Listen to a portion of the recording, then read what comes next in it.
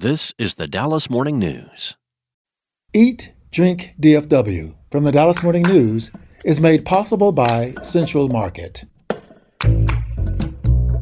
Hello, and welcome to Eat, Drink, DFW, the podcast from the Dallas Morning News food team. Each week, we take a look at food and drink trends in North Texas, talk about restaurants in Dallas-Fort Worth, learn some new recipes, and sometimes even get tips from you, our listeners.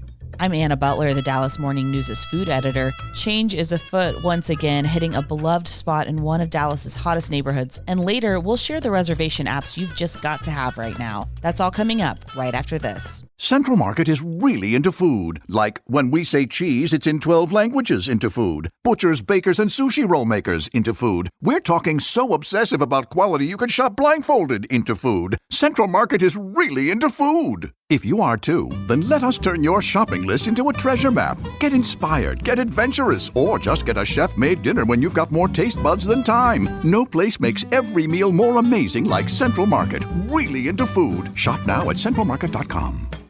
For the latest food and restaurant news in Dallas-Fort Worth, visit dallasnews.com/food. Also, we'd love to hear from you, so email us at eatdrink@dallasnews.com. Today, I am joined by our food writers Sarah Blaskovich and Imelda Garcia. Sarah, we need to talk about Chuy's. We do need to talk about Chuy's. After 32 years serving queso and margaritas and those delicious enchiladas, Chuy's Tex-Mex in Dallas closed after dinner last week on McKinney Avenue near Knox Street. Now, it's okay, everybody. You don't need to be worried. Chuy's is not gone. The restaurant will move and reopen Monday, April 28th in a new neighborhood. Chuy's is now an East Dallas resident, not a Knox Street resident. I also feel like it's so fitting that it's going into the old Desert Racer space because the space to me feels so Chuy's. Yes, it really does. And I have taken a tour of it. It's not quite open yet, but I did get to see it. And they totally Chewified this restaurant.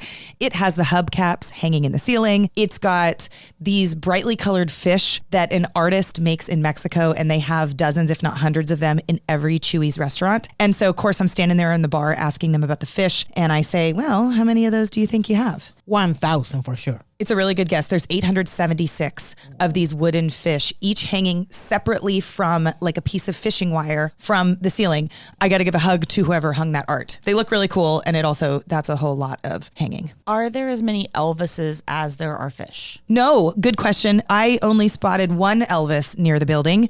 And Anna, you're referring to the Elvis fountain that used to be kind of in that indoor-outdoor area of the old Chuy's. It has been refurbished. Elvis is looking especially like he maybe got some blush and some Botox. And he has been put on the patio of new Chuy's. This place has a massive patio. It's 10,000 square feet. And so Elvis is right off to the side when you walk in. Maybe they'll put up one of those signs like they did at Birdie's that's like, kids can't play over here. Well, it's funny that you say that. Elvis is being turned back into a fountain after he was not a fountain for a while because people kept getting in the water at the old Chuy's. This is what the GM told me. That's right.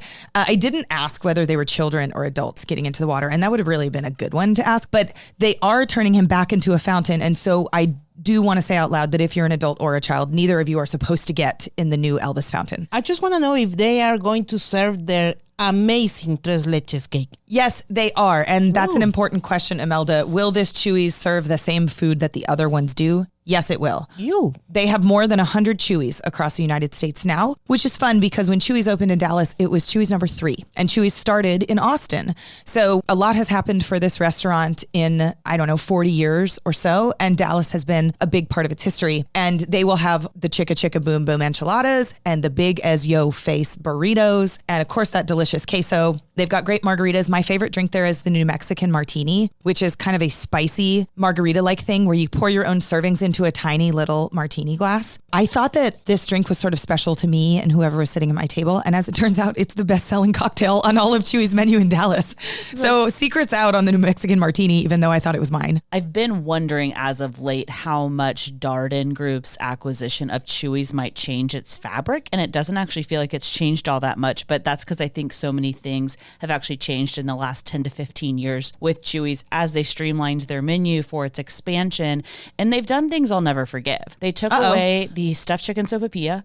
Wait, what's that? What? It was a sopapilla, but stuffed with chicken. It was a savory sopapilla. Wait, I don't know. And so you would do it with the deluxe tomatillo salsa, shredded chicken underneath a sopapilla, and then with beans under it too. And it was so good. I would get a side of their ranchero to go with it. Absolutely fantastic. They also removed one of the harder to make salsas and then just essentially swapped it with that kind of like ground down pico. Yeah. I loved that salsa because it had chunks of carrots in it. That's a surprise in a salsa. I mean, I still go. Obviously, I get a Mexican martini when I do go. I just don't get what I actually want because they don't make it anymore.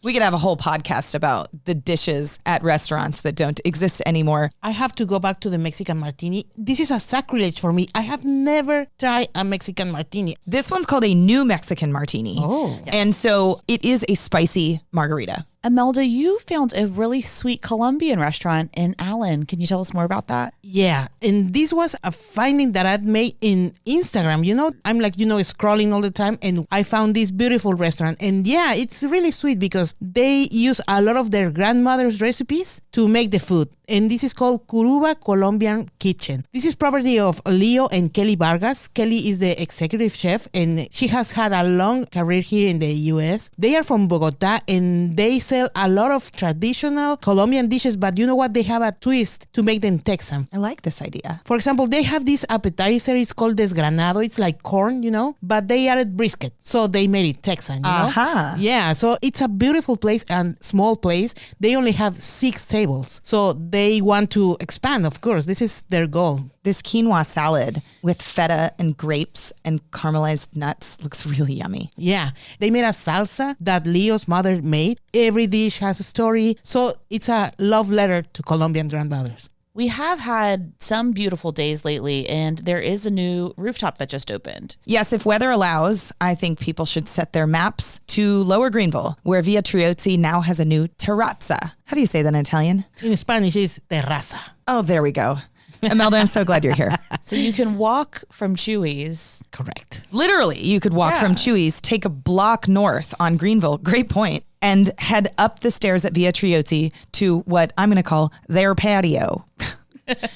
Their flying patio. Yes, because I can't say terrazza like Imelda does. This Italian restaurant we've talked about before, and if you haven't been to Via Triozzi for Italian food downstairs, I highly recommend it. Upstairs at this new rooftop patio, first of all, you get beautiful views of Greenville Avenue if the weather is nice. But second, you get Italian snacks and spritzes. So the owner, Lee Hutchinson, spent some time studying in Italy, learning to cook. She also comes from an Italian family. And the rooftop at Via Triozzi, she says she wants it to feel kind of like Cinque Terre, which is a coastal town in Italy. She just wants to transport people into a culture by eating dishes and drinking cocktails that she enjoyed in Italy. And you can book a cabana. You can book a cabana. For my first time, I'm just going to go and get a table, which doesn't cost anything. You do want a reservation for dinner. You don't necessarily need a reservation to go upstairs. You can read about all these restaurants by visiting dallasnews.com/food. Sarah, you did just stop into Evelyn. Yes, one more restaurant to add. We've talked about Evelyn as a flashy new steakhouse in the Dallas Design District. I spent 4 or 5 hours there one Friday night. It was my husband's birthday, and we went for drinks and then dinner, and we had a really good time. This place is super flashy. It can be pricey if you want it to be, but it doesn't have to be, which is interesting to me. You could also just go to the bar, grab a drink, and have dinner elsewhere, or grab a drink and dance a little bit. It was kind of one of those spots where you could have one too many and enjoy yourself on the dance floor, or be like us and sit in chairs and watch other people do that, which is just as fun depending on who you are. But Evelyn is kind of one of those restaurants that I find people in Dallas keep talking about. And so I'm glad I got to go inside, and I did like it and thought the decor was beautiful. The food was pretty good. The drinks were excellent. Did you get the cheesesteak tower? Because that's really all I care about. So we got the cheesesteak bites served on a plate, not on a tower, because you can get them in the restaurant or you can get a tower in the bar. This just doesn't feel authentic, and I'm disappointed in you and Chase. The Wagyu bites perhaps are better on a tower, tiered with piles of fries atop it perhaps. We were enjoying a pretty involved steak dinner. And so it was but one of the many courses that we had. A tower might have been too much. Everything in moderation. It's not a moderation place. Thanks, Sarah. If you're eating at new restaurants around town, we want to know about it. So please email us and tell us about them at eatdrink@dallasnews.com. We're going to take a short break, and when we come back, we're diving into the Great Reservations race. Central Market is really into food, like fish flown in so fresh it still has jet lag into food. Our sourdough starter has been around since grunge was a thing into food. We're talking more prime cuts than a greatest hits album into food. Central Market is really into food. If you are too, then we're the HQ for you, whether you're a make every recipe in the cookbook foodie or a my favorite recipe is reheat type who just digs the delectable. No place makes every day more delicious like Central Market. Really into food. Shop now at centralmarket.com. Welcome back. We're about to get into the must-have reservation apps, but first, we're currently collecting your favorite summer recipes. If you have an easy go-to dinner or cocktail recipe that gets you through the summer months, we want to hear about it. So send it to eatdrink@dallasnews.com, and we might even call and use you on the podcast. Speaking of which, Sarah, you got an email from a reader. Yes. Our new friend Gary has a conundrum, and I thought I would read his email and then see what ideas you have for him. He said, my wife and I took our daughter and grandkids to Texas Roadhouse for her birthday in Prosper. We showed up at 5:30 p.m. and they told us it would be 15 minutes to get seated. It was more like 30 or so minutes. And when my wife asked about our table, she was told that people are making reservations online and they're ahead of us. I was kind of shocked by this because we checked in when we got there and we were told we had to wait. There were a few times when the hosts called out names and nobody came forward. Anyway, what's the rule or guidelines when it comes to online reservations versus people walking in? Oh, that's a great question. It's a great question, but here's what I would say. If you have the option to make a reservation, because typically a restaurant is going to honor that. Yes, and those of us who make a lot of online reservations are pretty used to this, but I will say the culture around making reservations has changed wildly in the past decade or more. You know, I do think that some folks would just show up to a chain restaurant and wait. Now, Anna, you and I don't want to wait even 10 minutes. I want to plan ahead and then I want to walk in and sit down. And it doesn't always work that perfectly, but we have become so accustomed to making reservations almost all the time that we almost never leave it to chance. Look, I had a visitor from abroad, and when they come here, you want them to try Tex-Mex, Yeah. So I took them to Mariano's, and I tried to make a reservation also. They have no reservations online, and when I called, they told me, we only take reservations if your party is 10 or more. So you can just walk in. We went to the restaurant, and we wait more than an hour for our table. And you know what? We were missing margarita per hour, so... Well, I mean, I'll humbly say that you can also stand and drink margaritas while you wait on your table. That's the only thing that makes waiting better. So when it comes to actually making these online reservations, what are the apps that people need to have? Yes, I think there are 3 or 4 that you should just download to your phone. If you don't already have them, then right at your fingertips in seconds, you can make reservations in advance for the places where you don't want to wait. OpenTable is probably the biggest one. Most restaurants that offer reservations at all are on OpenTable. The second one I would say is Resy. So Resy is newer, and for a time at least, Resy seemed to host the newer, higher end restaurants coming to Dallas. I can't say if that's true for other cities, but that's what was happening in Dallas. And Resy is spelled R-E-S-Y. You need this app on your phone if you're going to be eating at many of the great restaurants in Dallas. Then there's Tock. Tock is used by all kinds of restaurants, but more specifically, often for tasting menus or for menus that you need to pay for in advance. So Tock is one of those that will take your credit card, as will several other of these, but it'll take your credit card number and charge you for that 4-person dinner or charge you for that $150 a plate tasting menu in advance.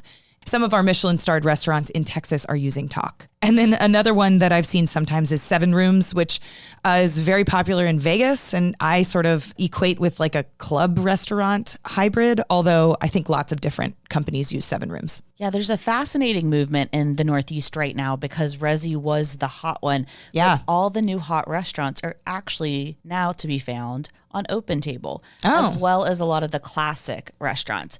There's a phenomenon behind it that came about with the fact that Resy essentially also had to grow in order to grow revenue. And so it had this principle at first that we are only going to have the most elite new restaurants, the hottest restaurants only. Well, they started, broadening that pool a little bit. And so that exclusivity wasn't really there anymore. They were also acquired by American Express. And so then there was a lot of preferential treatment towards Amex users only, which rubbed people the wrong way.